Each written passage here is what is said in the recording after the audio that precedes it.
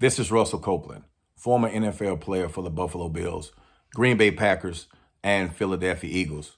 Played in Super Bowl 28 as a member of the Buffalo Bills. This is going to be part two.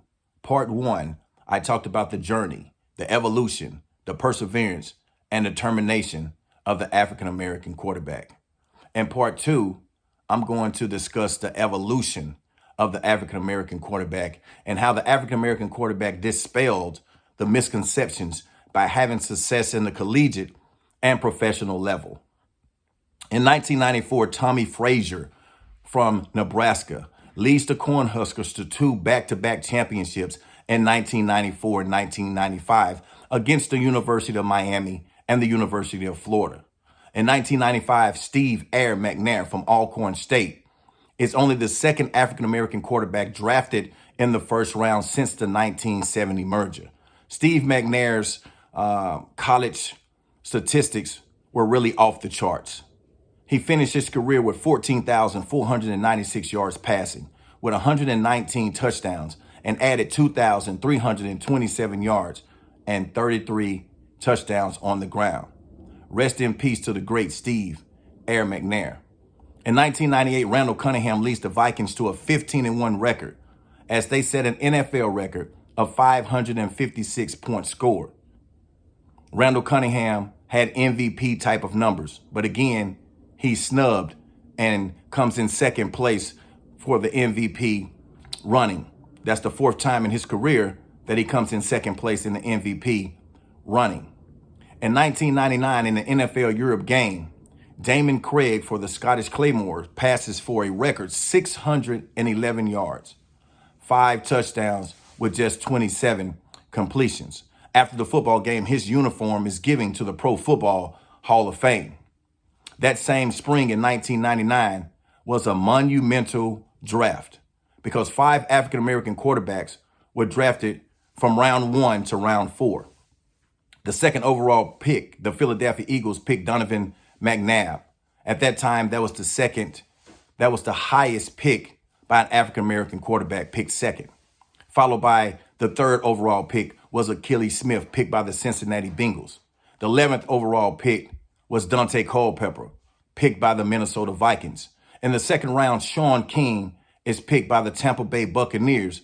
And in the fourth round, Aaron Brooks is picked by the Green Bay Packers. The following year, in Super Bowl 34, Steve Air McNair becomes only the second African-American quarterback to start and play in the Super Bowl against the St. Louis Rams. They will lose 23-16. Again, rest in peace to the great Steve Air McNair. The following year in 2001, Virginia Tech's quarterback Michael Vick becomes the number 1 overall pick in the National Football League's draft. At that point in time, he was the highest African-American quarterback taken in the NFL draft. He would later on be the highest paid NFL quarterback in the history of the National Football League, earning a $135 million contract. He also would go into the history books as being the only quarterback to sign 2 $100 million dollars for a quarterback. In 2005, signal caller, back, coach, Fritz Pollard is finally inducted into the Football Hall of Fame. I talked about it in part 1, that Fritz Pollard was the first African-American quarterback to play in the National Football League in 1923 as he played for the Hammond Pros. That same year, in 2005, Donovan McNabb of the Philadelphia Eagles and Michael Vick of the Atlanta Falcons will face off against one another in the NFC Championship game, which will mark the first time in the history of the National Football League that 2 African Americans will face off in an NFC conference title or AFC conference title. That is nearly 20 years ago. And now, nearly 20 years, we will see history in the making in Super Bowl 57, where we see 2 African American quarterbacks facing off against one another this Sunday in Super Bowl 57. Also, in 2005, history was made in the Pro Bowl.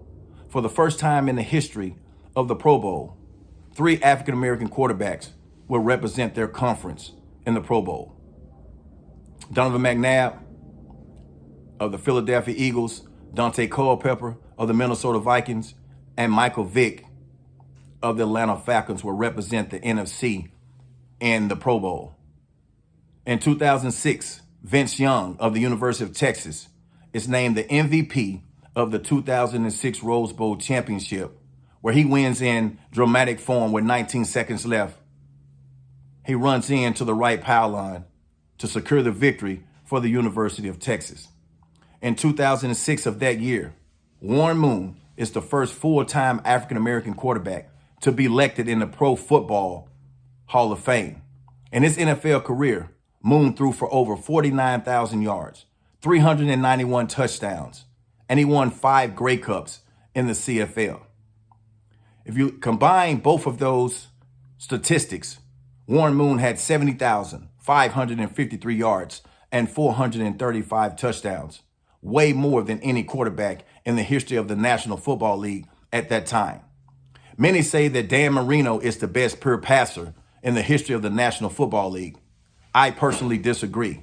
I think that Warren Moon is the best pure passer in the history of the National Football League.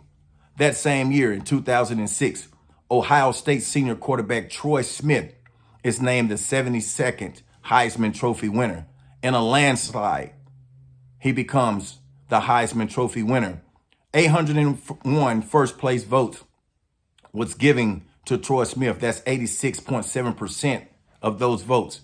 He broke the record previously by Reggie Bush of 84.9 that was set the year before in 2005. In 2007, Florida Gators senior quarterback Chris Leak leads the Florida Gators to a national championship, beating Ohio State 41-14. 15 African-American quarterbacks have won an NCAA Division I championships. As far as Super Bowls, African-American quarterbacks starting and playing in the Super Bowl, there have been 7. Doug Williams, Steve McNair, Donovan McNabb, Colin Kaepernick, Russell Wilson, Cam Newton, Patrick Mahomes, and Jalen Hurts. Out of those 7, 3 have won championships. Doug Williams, Russell Wilson, and Patrick Mahomes. Since the merger in 1970, 23 African-American quarterbacks have been taken in the first round. I talked about in part 1 and part 2, the journey, the evolution, the perseverance, and determination of the African-American quarterback. I think throughout history, the African-American quarterback has dispelled the false narratives about their intelligence, about them intellectually, their talent, and their leadership skills and qualities.